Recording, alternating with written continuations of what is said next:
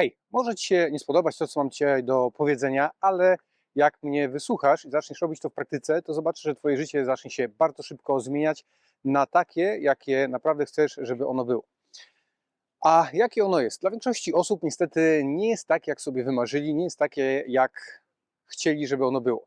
I popatrz teraz na swoją pracę, popatrz sobie na mieszkanie czy dom, w którym mieszkasz. To jest to, o czym marzyłeś.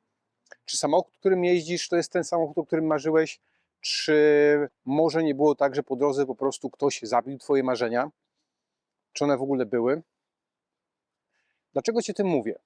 Dlatego, że wiele osób szuka rozwiązania, ale ma problem z tym, żeby to rozwiązanie znaleźć. Ono tak naprawdę jest dość banalne, o ile podejdzie się do tego w taki sposób, o jaki chcę Ci dzisiaj powiedzieć. Bo najpierw może Ci powiem o kilku osobach. Na ich przykładzie zobaczysz, że zrobili coś, co wywołało cuda, dosłownie cuda. Ale to nie są cuda, tylko robili określoną rzecz. I mamy Michaela Jordana jako pierwszy przykład. To jest pan, którego rodzina najwyższy wzrost, jaki miała, genetycznie jakby byli zaprogramowani na 1,68 m. Tymczasem, po tym jak w szkole średniej nie dostał się Michael Jordan do drużyny koszykarskiej, stwierdził, jego marzeniem było to, żeby być najlepszym koszykarzem świata.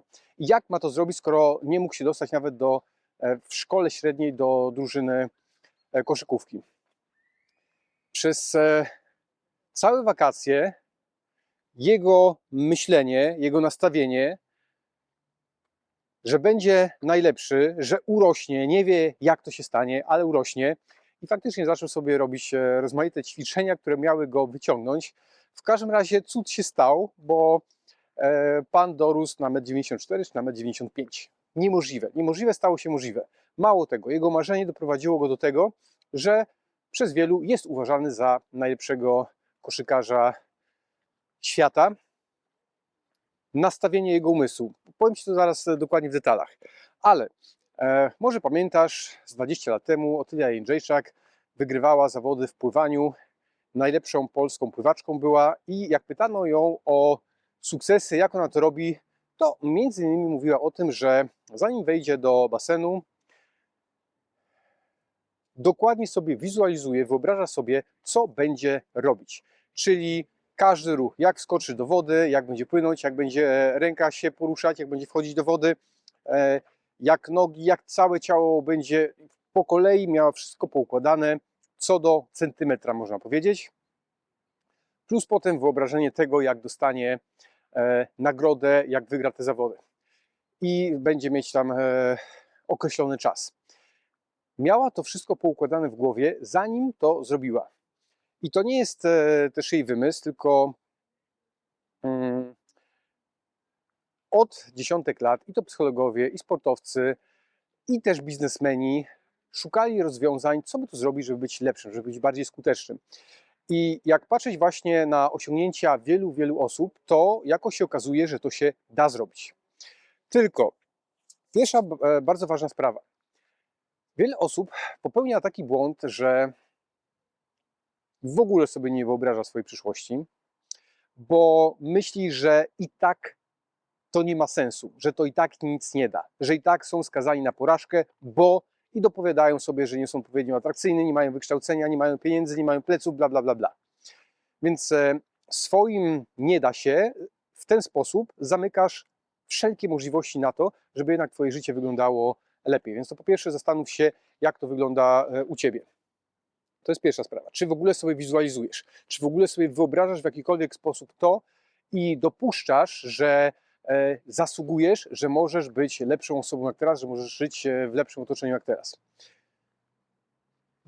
Drugi typ osób, które ma poważny problem z tym, żeby ich życie było takie, jak powinno być, są te osoby, które na przykład naoglądały się filmów typu Sekret, czy filmów wszelkiego rodzaju osób, które mówiły, żeby sobie wyobrażać, wizualizować i siedzą godzinami, wyobrażając sobie ich cudowne, wspaniałe życie, ale brakuje jednego niezwykle istotnego aspektu, czyli nie ma tam akcji. Nie ma tam podejmowania działań służących do temu, żeby to to się stało. Po prostu ktoś sobie siedzi, wyobraża sobie i że mu spadnie manna z nieba. Nie ma takich rzeczy. Nie ma takich rzeczy. Jak kiedyś czytałem w ogóle całą książkę napisano o szczęściarzach największych świata, którzy to wygrywali wszelkiego rodzaju... Sorry, to mój bobas hałasuje tutaj, jeżdżąc na sprzęcie. W każdym razie były osoby, które wygrywały wszelkie możliwe nagrody w rozmaitych konkursach. Kobieta, która wygrała ileś tam wycieczek po Europie, ze Stanów Zjednoczonych, to jest wielka sprawa pojechać do Europy. Wygrywała telewizory, pralki, lodówki, całą masę rozmaitych gadżetów, nagrody pieniężne i wiele osób powiedziało: pani, ale nie da się, przecież to jest niemożliwe. I przeprowadzano całą masę wywiadów właśnie z tymi osobami, które miały tego typu wyniki i co spowodowało, że mają takie szczęście, że w czepku urodzeni. Oni mówią, że tak, po pierwsze mieli nastawienie na to, że wygrają, że no po prostu tak mają. Mieli uczucie, że wygrają i dlatego oni uważają, że wygrywali, ale naukowcy zapytali ich, a ile razy podejmowali próbę wygrania. I okazuje się, że w każdych możliwych konkursach, w każdych możliwych, jakie są ogłaszane nagrody, gdzie coś można wygrać, to oni po prostu startują w czym się da. Więc to nie jest tylko kwestia tego, że wyobrażają sobie, tak, Boba za mną biega i mi cały czas robi hałas, więc będzie turkotanie słychać. Nie jest to tylko kwestia, popatrz, nawet ja prowadzę te filmy tutaj od 10 lat. Ja sobie nie wyobrażam, że w ogóle o tym nie myślę, że będę po prostu będę robić filmy i samo z siebie się stanie. Nie stanie się. Ja po prostu muszę faktycznie robić te filmy. Jak widzisz, co tydzień jakiś filmik jest publikowany. Czyli jest podejmowana akcja. I to nie jest też tak, że ty sobie wyobrazisz: o, będę bogaty. Co to znaczy będę bogaty? Będę jeździć super samochodem. Co to znaczy, co to jest super samochód? Kiedy będziesz bogaty? Jaka to będzie konkretna kwota?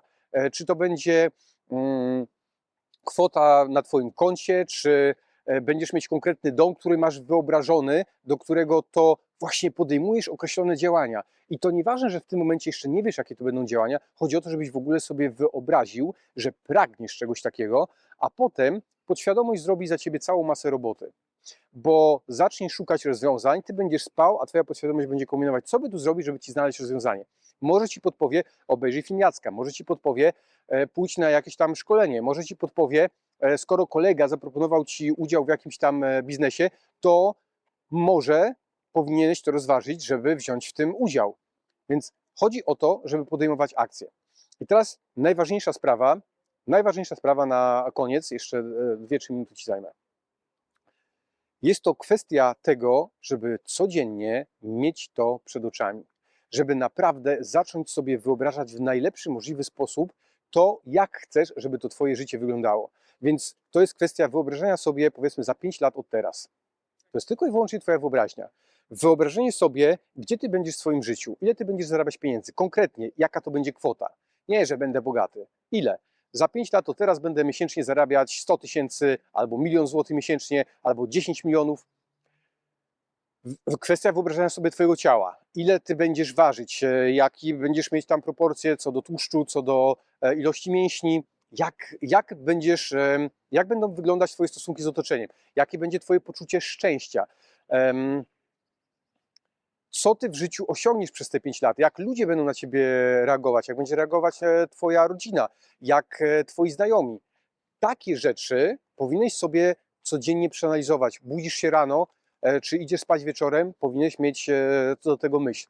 Mało tego. Dobrze by było, gdybyś dosłownie miał tablicę i na tablicy był w stanie zwizualizować sobie, żeby wstając rano, czy nie wiem, myjąc zęby, żebyś miał na tablicy obrazek, który wskazuje kierunek, w którym ty dążysz. Czy to jest kwestia tego wymarzonego samochodu, czy domu, czy czegokolwiek, na czym ci w życiu zależy, wydrukuj sobie to, powieś sobie. Żeby ci po prostu, żeby dręczyło twoją głowę, jakby tu zrobić, żeby to mieć. Możesz wręcz w przypadku samochodu pójść po prostu na jazdę próbną do dealera, który sprzedaje ten samochód i zobaczyć, jak to jest. Jeśli to jest naprawdę jakiś niezwykły samochód, który nie jest w sprzedaży w Polsce, zawsze możesz pojechać na targi motoryzacyjne i na tych targach poczuć, jak to jest. I podstawa, absolutna podstawa to jest to, żeby mieć to wyobrażenie. I to już jest troszkę wyższa szkoła jazdy, wręcz abstrakcja dla niektórych, żeby wyobrazić sobie, jakby to już się spełniło. Wywołać w sobie uczucie, że to już się stało.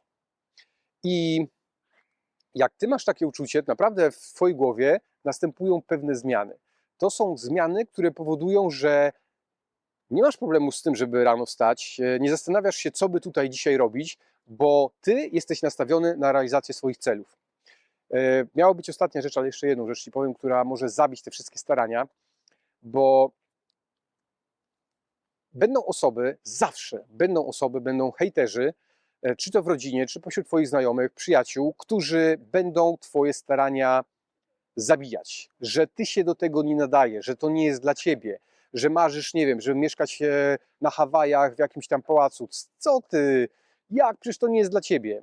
Słuchaj, to, co jest dla ciebie, a co nie, to zależy od tego właśnie, co ty w tym momencie sobie teraz wymyśliłeś i jak bardzo będziesz zdeterminowany, żeby to osiągnąć. Powiedziałem ci na początku o Michaelu Jordanie. Mike Tyson, który zresztą chyba ze 2-3 dni temu ogłosił, że będzie jakąś kolejną walkę robił, on jak zaczynał, miał dokładnie takie nastawienie jak Jordan, czyli będę najlepszy na świecie. I miał trenera, który poza treningiem fizycznym, poza treningiem samego boksu, prowadził go codziennie praktycznie do hipnotyzera, do faceta, który pracował po prostu nad jego głową. Był psycholog, który nad nim pracował. Ale popatrz jeszcze z Polski, powiem ci przykład, Adama Małysza, który dopiero jak trafił na odpowiedniego psychologa, to ten wydobył z niego prawdziwy potencjał. I chodzi o to, że w tobie też jest taki potencjał. Tylko żeby ten potencjał wydobyć, to jest kwestia twojego marzenia. Jest kwestia wizualizowania tego marzenia, wyobrażenia sobie, że to się stało i podejmowania wszelkich możliwych kroków, które mają cię doprowadzić. Coś cię przyśni, ktoś ci coś powie, gdzieś będziesz mieć podpowiedź, idź tam, zobacz to. Okaże się, że będzie tam 3 osoby, czy grupa osób, czy coś takiego się zdarzy, co sprawi, że będziesz o krok bliżej od tego celu. Ale zaczynamy wszystko od wyobrażenia siebie w najlepszy możliwy sposób, co zrobić, żeby stać się właśnie taką osobą. Dzięki, do usłyszenia.